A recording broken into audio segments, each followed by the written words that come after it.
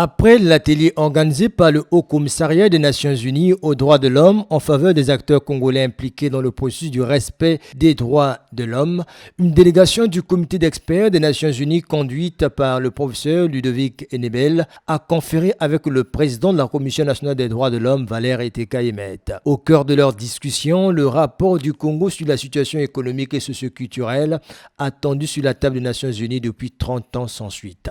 Donc si vous voulez, il y a un paradoxe. À la fois, le Congo n'a pas encore remis son rapport. Or, tout est là pour pouvoir permettre la réalisation de ce rapport dans les délais, parce que l'expertise technique est là, ça il ne faut aucun doute.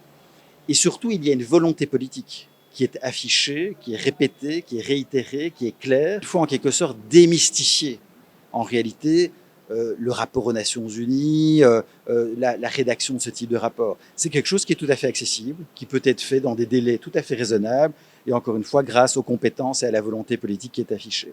Ce rapport attendu en début de l'année 2024 par les Nations Unies, après des fructueux échanges avec des acteurs impliqués, permettra au comité d'experts des Nations Unies d'évaluer les progrès réalisés par le Congo en matière de justice sociale et des obstacles à surmonter. Quand on parle de droits économiques, sociaux et culturels, concrètement, on parle de la question de savoir quel est le quotidien d'un petit Congolais, d'une petite Congolaise de 7 ans, 8 ans, 10 ans, quand il se lève le matin et qu'il se couche le soir.